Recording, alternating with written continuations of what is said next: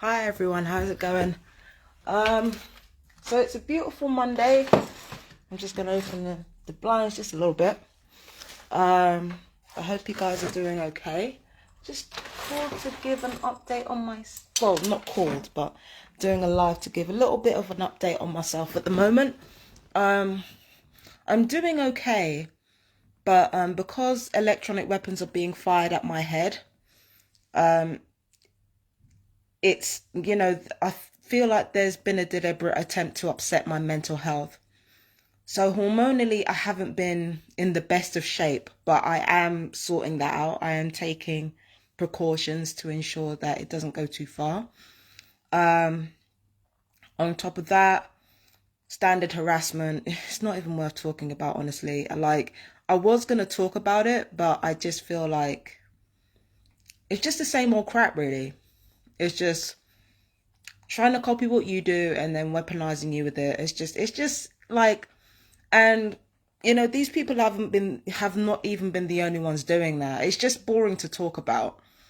Um, but what I do want to talk about is two things. First thing is, I was supposed to be doing a course starting today, like a 3-week course, but I can't do it now because I've got to stay behind for the repairs. Now, the last time the repair people were here, um, they said that they would pay for whatever the heating costs are for the radiator, and they said that they would charge it onto their final fee, and then the neighbors upstairs would pay for it because they were the ones responsible for the leak in the first place.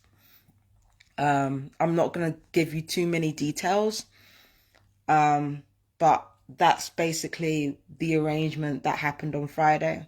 Now it's Monday and the handymen are supposed to be coming now to do what they can to fix a carpet now. And truth be told, the reason I'm staying is not because of the money. It's not because of the possibility of having some of my electric bill paid. That's not the reason why I'm staying. For legal reasons at the moment, I can't say what other reason I'm staying for. I can't say what other reason that I'm staying in the house for, because I don't have to stay in the house. But to my mind, I don't want any repair people to come here and I'm not here. Because the thing is, if they, my house is already broken into, and if I leave and I let people conduct repairs when I'm not here in the flat, that means that, whoever's been breaking into my house, they've got a cover. So well, that's how my mind works anyway. I don't actually know if that's logical, but that's how my mind works, right? So I'm thinking, if I'm here and I witness the repair people being here, then, when people do break into my house next, I know like it's unauthorized for sure. I know it's unauthorized for sure. I mean, they have to ask your permission, or let you know before they can enter your flat anyway. But I like to be here, um, so that any unauthorized entry actually stands out. Again, this is just how my mind works. I don't know if that actually will work for sure, but that's my reasoning behind it. But there are other legal reasons that I can't say why I'm not here just to get some pocket change. Like, there are legal reasons that I won't talk about now.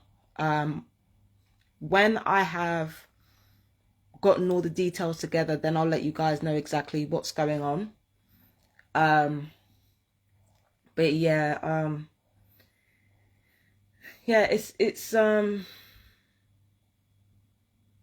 it's a bit tricky. It's just a bit of a tricky situation overall. Do you know what I mean? And personally, like I said, I think the whole washing up thing was a setup. I think the whole flood thing was a setup. Um, yeah, I think the whole flood thing was a setup personally, but that's just what I think. It might not be a setup at all. It might have just been like accidental, but I personally think it was a setup because it's just, I've been going through this for so many years, and so many things as a targeted individual are designed to get your attention or to elevate your cortisol or elevate your stress levels. So I do think that on some level the washing up thing was a setup. But yeah, it's just one of those things. And then on top of that, I have to, like I said, I want to be here. When handymen are in my place, I want to be here. So yeah, that's why I'm staying behind. I've missed out on a 3-week course to do it, but you know, you've got to protect your home in whatever way you can. You've got to keep your, you know, as much as you can, because you can't prevent, you know, gang stalkers from doing everything, but you've got to be smart about it. You've got to be smart about these things. So yeah, that's why I'm staying behind today, just to check out the repairs and stuff like that. And also, I've been talking to my energy supplier, and what I've asked them to do is to compile. Hey, Diana Vence is online now. Yeah, so I've been talking to my energy company, and I've asked them to compile separate bills for December, January, and February. In fact, from now on, I might ask Utilita to send me separate bills every month via my email if they possibly can. I might ask them to do that now, because, you know, the bills will tell me who's been in my flat. Now, I already have that from the electronic usage. I already have it from the electric usage. But if I have like a month-to-month bill with maybe like daily usage on it or something like that, I don't know if they do that. Something tells me that they don't do that. But if I have a monthly bill with like day-to-day usage, then I can use that as evidence and say, okay, why are my electric bills round about the same when I'm not here? Do you understand what I'm saying? So, you know, that's evidence alone of somebody being in your flat if all the electric bills from month to month are the same. Do you know what I mean? So that's what I feel like the best thing is to do at this point, because at least it's proof. Do you know what I mean? If it's not proof that somebody is using your electric or rewiring your electric, then it's definitely proof that somebody has been using it. Do you understand what I mean? And somebody has been in your home. So it doesn't go all the way in protecting what I got going on, but it does go towards some way of, you know, compelling evidence that there have been break-ins happening. And because the break-ins are not forcible, the only logical explanation is that there are spare keys or ghost keys that have been given to my flat. Just like in Cricklewood, just like in Willesden Green, just like in yeah. You know, ghost keys are created to break into your home. Like, this is something that every TI experiences. So if I get all that evidence together, then I at least have something circumstantial that can prove, listen, people have been in my house and using my electricity and running up my bills. Do you understand what I mean? I've already like suspected that these people up there had been using my internet. Now my internet's broken down, so they haven't been able to use it. But you know, they haven't been able to use my internet because it's broken down. So you know, it's yeah, it's just one of those things, isn't it? It's, yeah, if I can get the monthly bills in order, then I can actually tell who's been in my flat and who hasn't been in my flat. Do you understand what I mean? And the daily usage will tell me as well. So yeah, there's evidence. And as for the handyman, I think I've explained this before, right? Or maybe I explained this to a friend, but you know, the handyman acted like he didn't know what I was talking about when I said who can prove that somebody's been using my electricity. He acted like he didn't know what I was saying. This is what I think happened. I think the handyman was unaware previously of what was going on with regards to people entering my home, breaking into my home and using my stuff, right? I think they were unaware of that before. But then the relocation agent intervened and said, or all these things have been happening. We've got to keep it quiet. So just act like you don't know what you're talking about and I'll take care of the rest. Because that's what they do when you're a targeted individual and you've got evidence of wrongdoing. They'll pass it from pillar to post, act like they don't know what you're talking about. If they act like they don't know what you're talking about, then that segues into them treating you like a crazy, because that's the first thing. That's the first way in which they try to act like you're crazier than you are. They act like you don't know what you're talking about. And then they will say, oh, it's just bizarre. It's just bizarre. Like, we've seen it in mainstream media. It's a gaslighting tactic. Acting like they don't know what you're talking about, or acting like you don't know what you're talking about, is a part of gaslighting, and it's a part of framing you like you're crazier than you are so that they can get away with wrongdoing. And I'm very, very familiar with that tactic. Okay, so yeah. So this ain't my first rodeo, and I don't understand why these people think they're reinventing the wheel. Do you know what I mean? But the more evidence that builds, the more I'm isolated, is the more evidence actually builds up. So these people want to be isolated. The perps want to be isolated. But, legal evidence is building, because now they don't have my family co-signing the gang stalkers bullshit. They don't have my family trafficking me along with the gang stalkers. They don't have that. So now it leaves room for me to compile evidence against the gang stalkers. It leaves me to compile evidence against them and have a compelling case. Do you understand what I'm saying? So,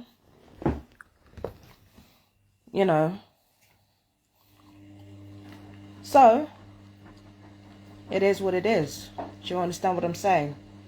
Sometimes the more you find yourself on your own, because they think you're on your own and you're a sitting duck and you can't possibly have allies, they think that there's nothing that you can do, or they think that if you're on your own, you're just going to curl up in a corner and start rocking back and forth and not do anything for yourself. That's what they do.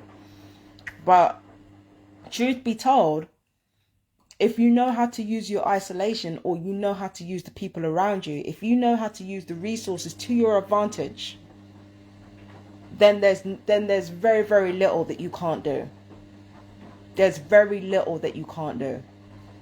Take their tactics and use it against them. Take their laws, use it against them. Because at the end of the day, right, they're a big machine, and big machines are slow. In comparison to us, the little people on the ground here, we can afford to be nimble. We can afford to be adaptable. We can afford to move and chop and change. Like, I'm not being funny, but the family upstairs, because of all the shit that they've caused, they can't move anywhere else, even if they wanted to. But I can, though. And not only can I move somewhere else, the gang stalkers will go out of their way to move me to somewhere else, because they need to move me to an experimental facility. They need to do that with every TI. Any TI that I know is homeless, they don't stay homeless for long unless it's by choice, because they need a targeted individual to live somewhere in order for the experiments to be conducted successfully. It cannot be conducted with no neighbors, no this, no that. Do you understand what I mean? It can't be conducted without neighbors and without, people on the street can only do so much. As a TI, they've got to find me somewhere. They have to find me somewhere. That's the trade-off. But this family can't do that. After all the shit they've caused, after all the antagonizing they've done, after everything that they've done, they couldn't find somewhere even if they wanted to find somewhere. This is exactly what I'm talking about when I say being a perp leads you into a trap. Not worth it. You sacrificed your ability to go where you want, do what you want. Look at how many of my perps, really think about this, right? Many of my perps, not all of them, but many of my perps are stuck where they are. They are stuck where they are. Even if they wanted to move, they're fucking stuck there. And any person who is able to get the council to fix their problems, like The council's in league with them. Either the council's in league with them or they're higher up on the social ladder.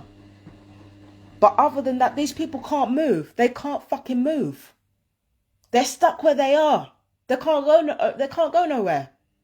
Most of the people that have been gang stalking me, they're still stuck in the same places that they were decades ago. They can't fucking go nowhere. Me? If they want me to move somewhere, they can get me to move somewhere, but they gotta pay the fucking deposit. They gotta pay the fucking deposit, especially seeing as I'm the one with all the proof of harassment and people breaking into my home.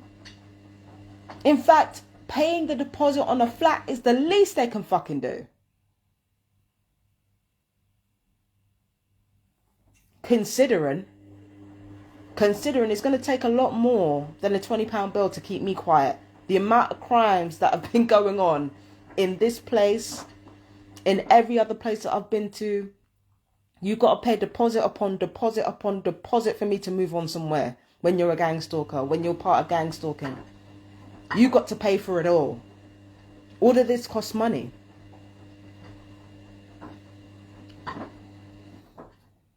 They don't, I've said before on my targeting page, I've said it several times, and this is where I have to admit that I was wrong. Because I said they want you homeless, they want you sectioned, they want you to die. No, they don't want that. They just want they just want your soul to be broken.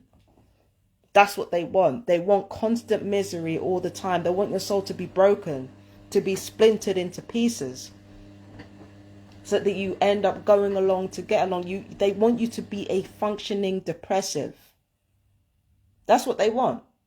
They want you to be a functioning depressive who dies from cancer or strokes, or rather than anything violent. Because if there's anything violent that kills you, it draws too much attention to what the TI was talking about. So they want you to die through means that seem natural, that seem like a part of getting older, or seem like a part of life in general.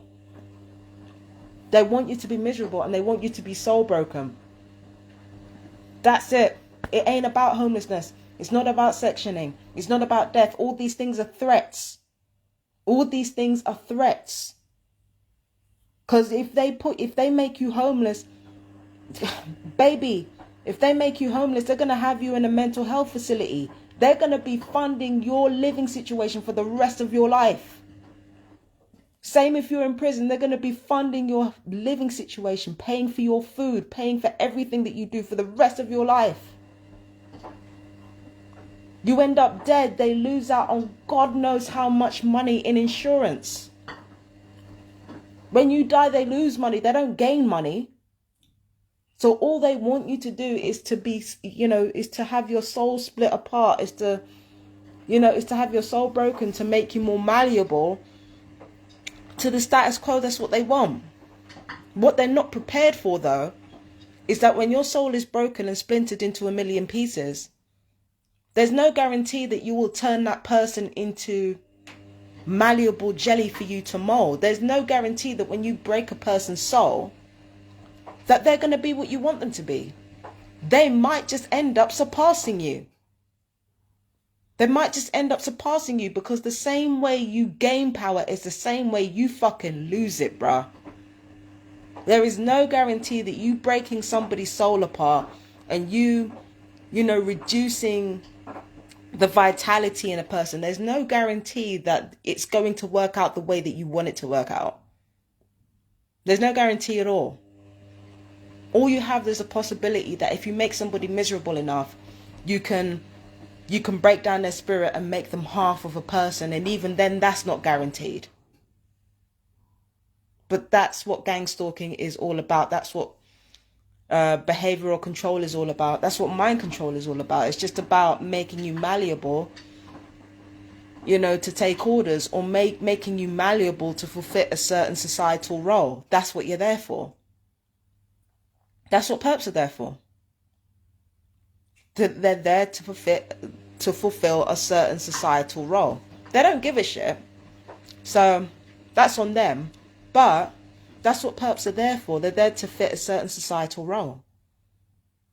And as it stands, That societal role is to reinforce racism, reinforce sexism, reinforce queerphobia, reinforce crime in general. Not even just hate crime, but just crime as a whole. The perp's role in this world is to fuck up this world and keep it fucked up. So that those in power can have cheaper property and cheaper land to annex. So that they can give themselves discounts on the properties that they buy up and on the land they buy up. That's the perp's job, to fuck up this planet and keep it fucked up for a network within a network, so that they can hold all the power and they can hold all the control. You know what I mean? But yeah, that's what I mean. This is exactly what I talk about when I say being a perp is not worth it. Because look at what these current perps have been reduced to. Like, fuck all the other perps in all the other places I've lived, right? Think about what these perps have been reduced to. Can they use the washing machine when I'm in the house? No. Even if this whole washing machine thing was a setup and it's probably working fine, and like, can I use it when I'm here? No. So that means they got to come downstairs at a push when I'm out all day. They got to come downstairs, use the washing machine when I'm out, which they probably would do if they haven't done it already. They haven't even got enough bills to pay to make sure that their flat is warm. So what do? They come down here, use up my heating. Ain't got enough money for shower gel. All the harassment you've been doing, you ain't got enough money for shower gel. What do you come? You come downstairs, take one of my shower gels. How is being a perp even remotely worth it? You don't have money to afford your own life. All that gang stalking, all that fucking gang stalking that you're doing, all the privilege you've been given of being given the benefit of the doubt, as many crimes as you've been committing, and you can't even afford to live.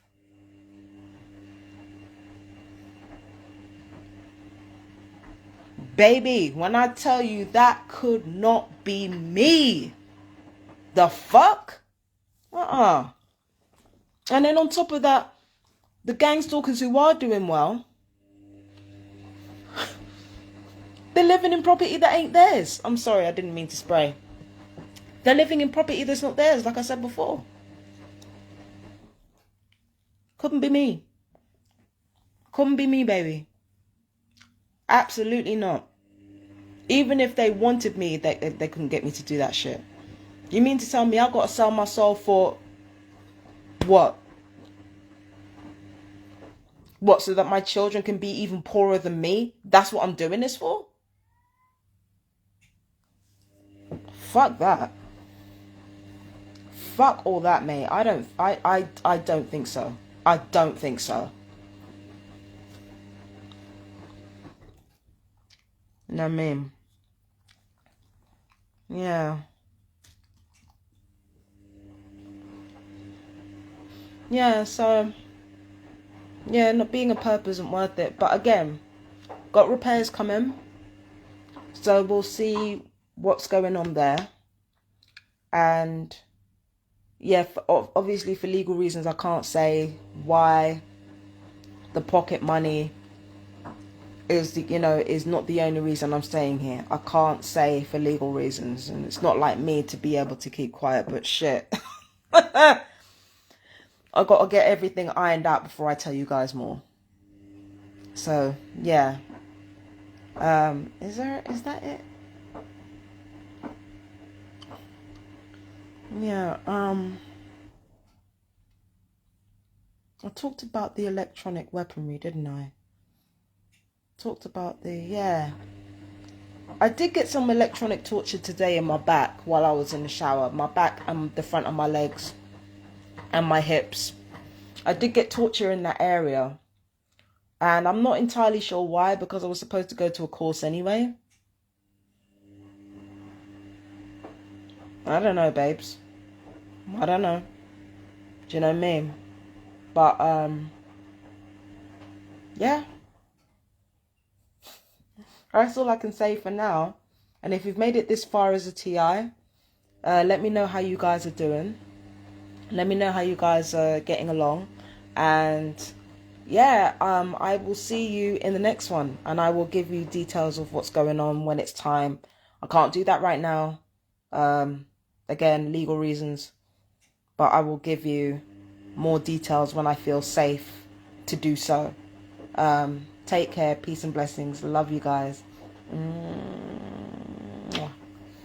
Bye-bye.